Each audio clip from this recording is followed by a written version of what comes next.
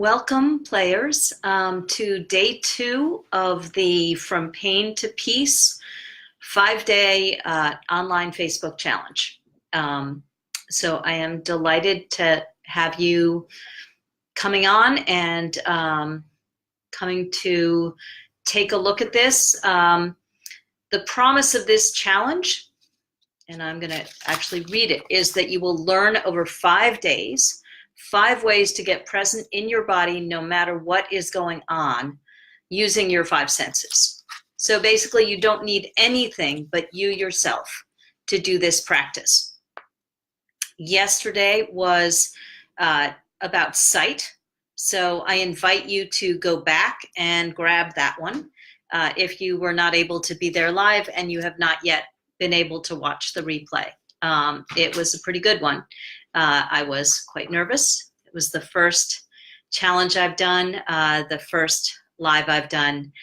So go back, watch Sight if you didn't get a chance to see that. Today we are going to focus on the topic of sound. Imagine using each of your 5 senses to get grounded, shift your mindset, get a new perspective, and be able to become resourceful at any time.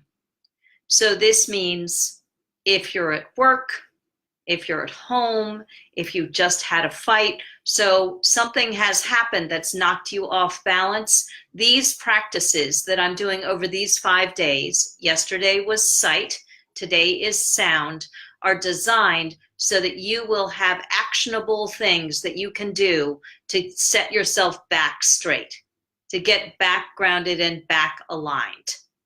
Hi, Camille, welcome. Can you hear me on Facebook? If you would just write a comment if you can. Okay, I am not seeing any comment. So just let me know by text, as we agreed, if I can be seen and heard, and then I'll keep going. So as I was saying, yesterday was sight, today is sound. My name is Allison Penna, and I am the creator of the Affluence Code, aka Bad Widow. Yay! I can see comments today. I'm so excited. Yesterday I felt like I was just flying blind. So feel free to put comments into the Facebook. I will answer them when I hit a pause. So why this challenge? Why did I choose this challenge? I wanted to do something that would provide actionable results every single solitary day. So each day I'm providing a practice that will give you, if you do the practice with me and you do the assignment afterwards, you will have a tool that you can take out that you can use anytime, at will, whenever you need it. So something knocks you off, you just use the practice and you can come back to grounded. From grounded, what we do is we make better decisions, we're calmer, we can let go of the pain of whatever happened without running over it. So skating over those feelings that are not necessarily fun feelings, like fear, grief, anger. If we skate over them too many times, what happens is eventually there's an eruption, because fundamentally those feelings will build up and will fester until they explode. And they explode very often in very inappropriate ways, in ways that don't make sense. I remember having a huge fight with my husband once over how he cooked oatmeal.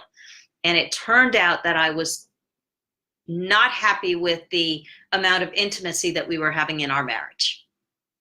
So needless to say, he was quite confused, but I had been skating over that other issue for so long that it exploded about oatmeal, which is kind of funny. When you learn how to bring yourself into the present with these practices, what happens is it gives you a superpower which can buffer you for the from the things that happen in your lives. So let's say you have a fight with somebody at work, or a project doesn't go right, or you're very stressed and you have too many things on your to-do list. So you're rushing, and you just don't feel centered and grounded. In a very short period of time, and really I'm going to teach you how to do this in 5 minutes, you can get yourself back to center so you can make better decisions. You can, if you have a big to-do list that you're grappling with, you will, once you're grounded, know what is the next thing that you need to do. So getting present in your body sounds like a very woo practice to develop, but in fact, it's super practical, because science says when emotions go up, intelligence goes down. So your capacity to reason actually goes down as you get stressed out and emotional, which is not to say that emotions are bad. Emotions are great. Yeah, exactly. Emotions are great and emotions are essential, but it's necessary to have a way to bring ourselves back home to ourselves, right? Because otherwise we feel knocked off guard. We feel knocked off our center. And from there, we're not going to take the best next action. We're not necessarily going to do, we might be in reaction as opposed to making a strategic move of some kind. So today we are going to use sound as our sense that we use to get present. Sound is a very interesting sense. It's something that shifts us at a cellular level.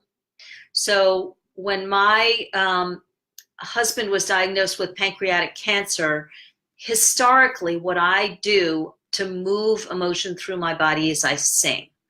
And in the really tragic and really hard times in my life, there have been times when I stopped singing. And when I stop singing, then I get really unhealthy, because it's a piece of self-care for myself. So sound shifts us cellularly. It's vital to understand that. So sounds occur like music. It makes a lot of sense to have a playlist of music for different purposes. Okay, what's a playlist of music for getting inspired? What's a playlist of music for allowing anger to move through your body? And so I know people who have different playlists of music for different purposes, to soothe and calm, to go to sleep, all different things that you can do with music. And I'm sure that each of you has your own favorite lists of music that you might use for different purposes. Words are sound. So words are really, really important. We speak to ourselves all the time. Sometimes we speak to ourselves in positive ways, and sometimes we speak to ourselves in negative ways. We're pretty unconscious about the words that we use and about how we allow those words to get into our bodies.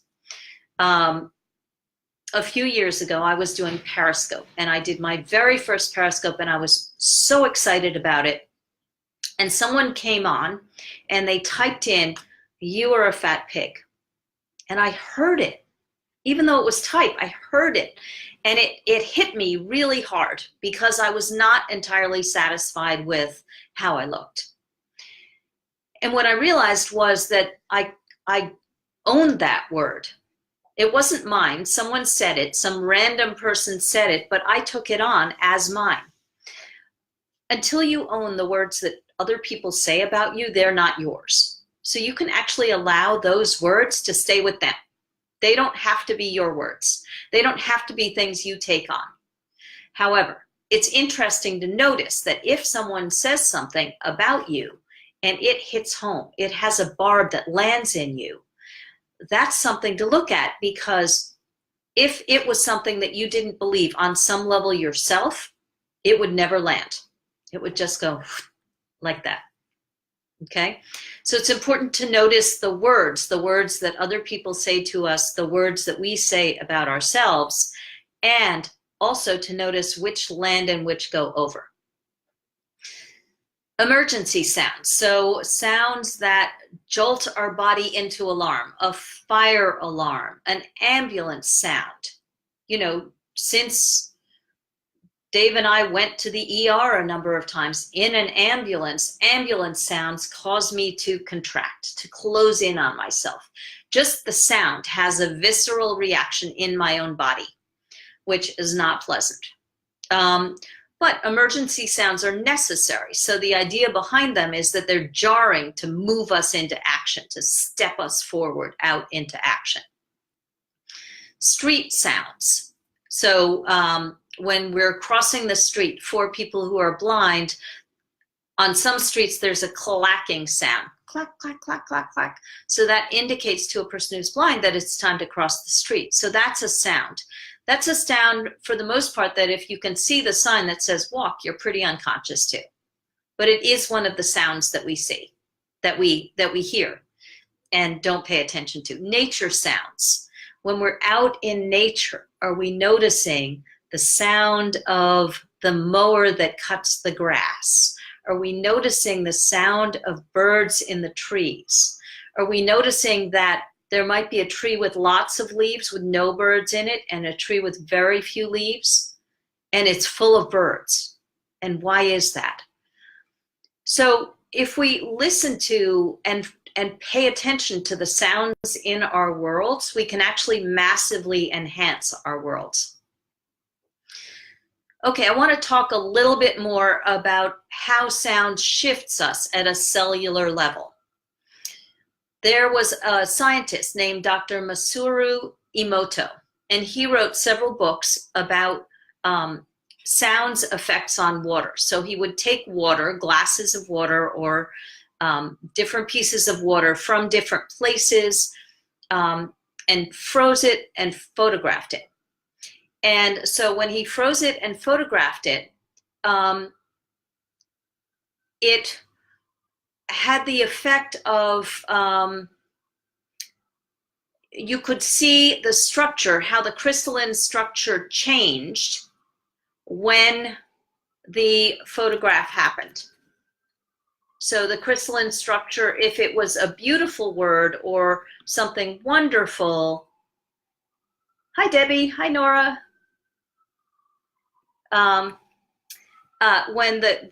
What was being said. So for example, if he wrote the word love and put it underwater, the crystalline structure of love was very different from the crystalline structure of hate. And so these were really important realizations that sounds and words have an impact on us at the cellular level. Okay, why is that true? Babies are born, and the composition of a baby is approximately 78% water. Hi. So when we say words to a baby or say words around a baby, 78% of that baby is being affected by the words that we say. As adults, we're about 60% water. But still, 60% is a lot. So 60% of us is affected by the words that we say, by the sounds that we take in, by whether we're soothed or inspired or whatever is happening to us with the sounds that we're taking into our system. And for the most part, we're unconscious to sound.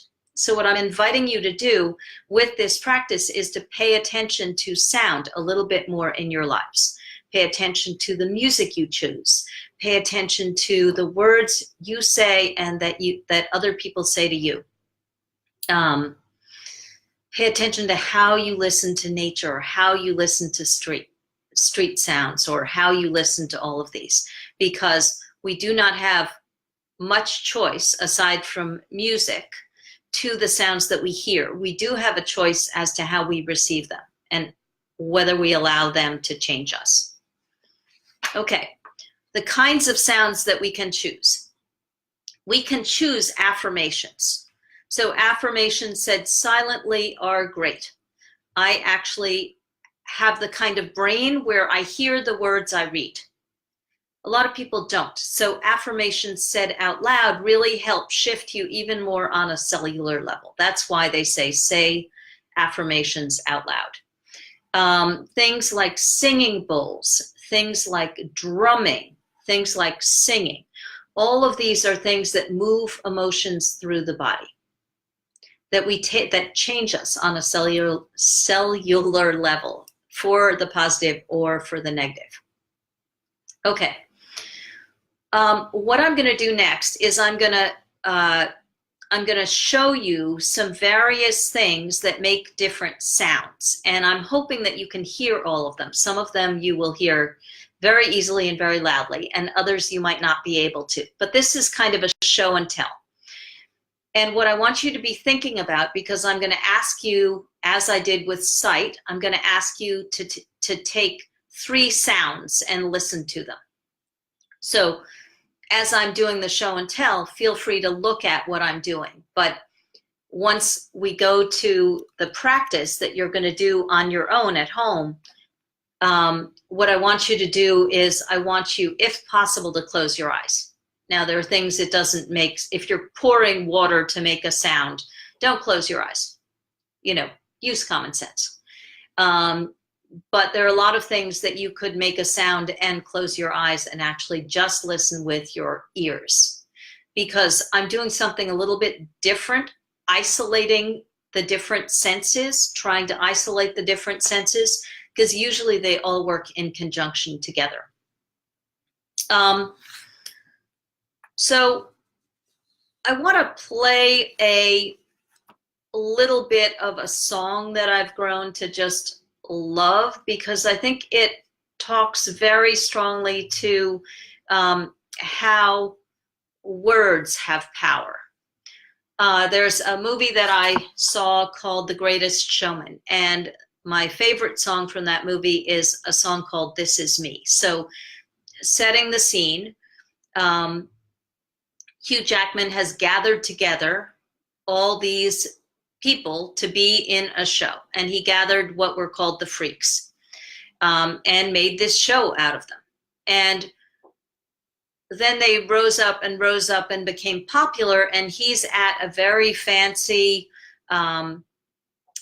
thing. He's pulled in a beautiful singer, and the people who made him, the people from the circus, want to come to the party. And he says, no, you can't. And they march through this crowd of well-heeled people, and Keala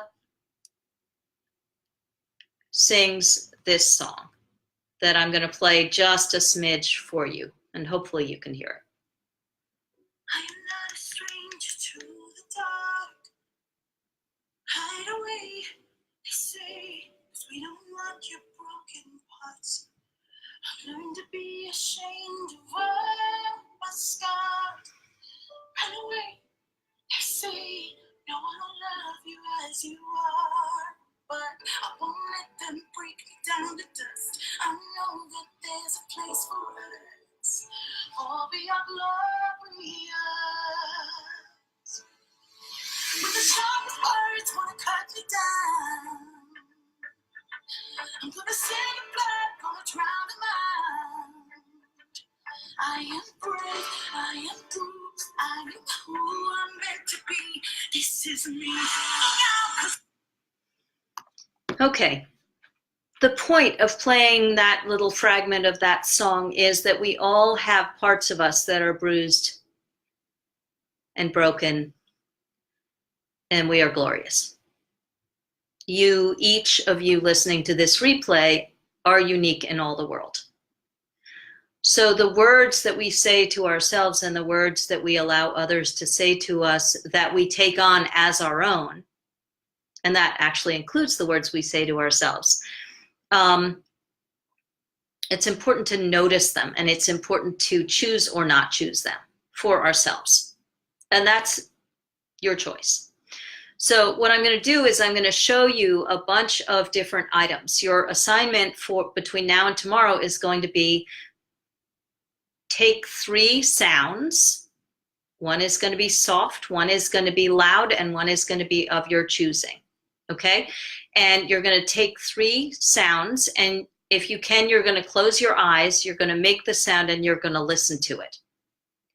Now, the sight one was for 5 minutes. A sound will not necessarily go for 5 minutes. So for example, if there's a sound like this, it's a quick sound. It's a soft sound.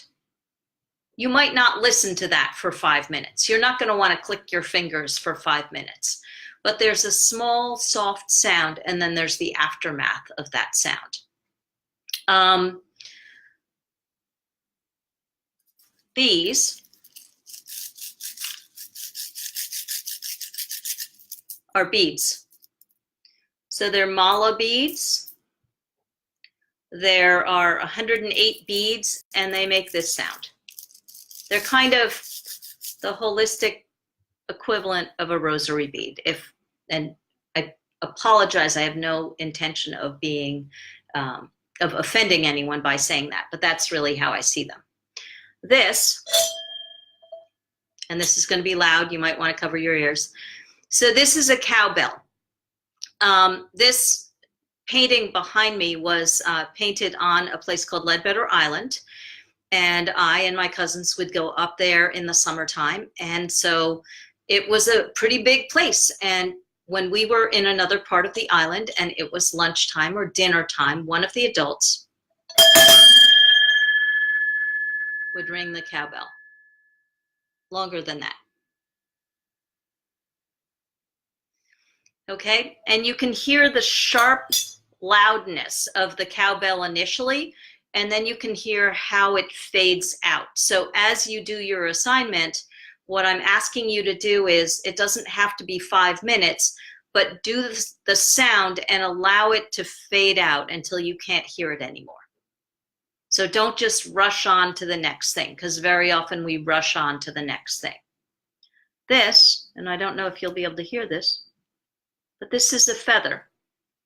So when I rub the feather against the mic, it makes a little swishy sound.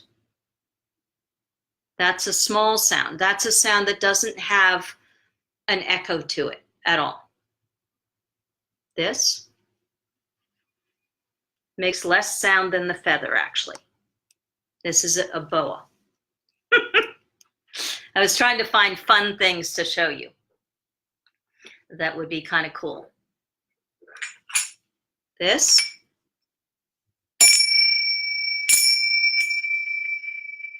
These are,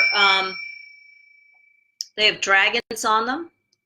They came from Nepal. I got them when I was in my 20s, so I've had them for decades and decades.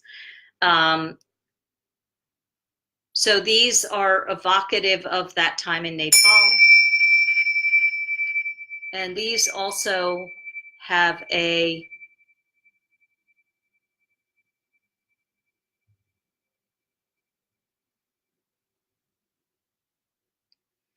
can you see how long that went? How they really took a very, very, very long time to go. Now, water. So you can take water, and people sometimes do these experiments. They put water in different amounts in a set of wine glasses. And when you do that, you get different notes. So water, you can do water as a sound. Water in a plastic cup sounds like that. Water in a wine glass has a much smaller, softer sound. Oops, yeah, that's not going to work. Okay, so that makes that sound. And if I put more, it'll make a different sound. Right, slightly different sound.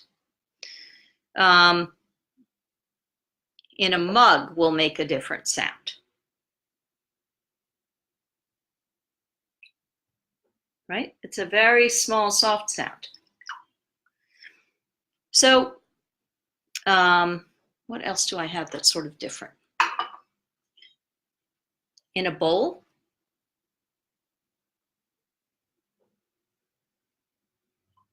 See how there's hardly any sound? Rain on the roof makes a sound. When rain just starts and there's just 1 drop, 2 drops, 3 drops, that makes a different sound, right? So there are all these different sounds that you can pick up and try. Okay, now I'm going to do the actual practice, and I'm going to show you the practice. The thing that I've chosen to do this practice for today is called a singing bowl. This one is vanadium, which is a kind of crystal. Clearly needs dusting, which I didn't do. And singing bowls, you hold them by the bottom, and then you do this, and then you can do.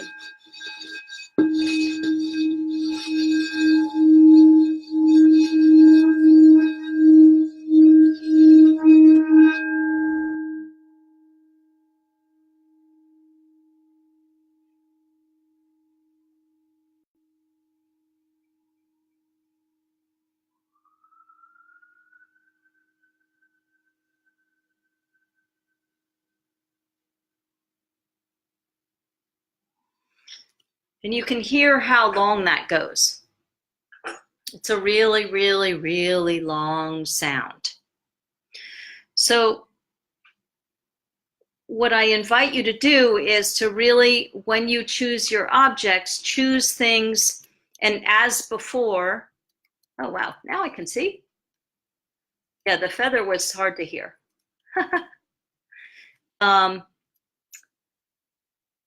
As you choose your objects, you can choose ones that have a memory. I would ask that you choose no more than 1 song because music is an easy go-to. So I want you to come outside of the box and really think of what would be a fun thing to listen to, what would be a neat thing to try, and see how that feels. And it's not going to be 5 minutes because most sounds are not 5 minutes, but take at least one that has a resonance enough to have a bit of an echo for it. So the homework, the assignment is going to be choose 3 objects to listen to, and you're going to sit in your chair, close your eyes, take 3 deep breaths, unless you're doing something like pouring water, and you're going to ring your object or move your object across a surface or whatever you've chosen to do. But you're going to do that, and then you're just going to listen until it dies out. And because it's not going to be 5 minutes, what I invite you to do is after you listen to the sound, just sit with it for a minute. Just allow it to sort of seep into your body, into your cells.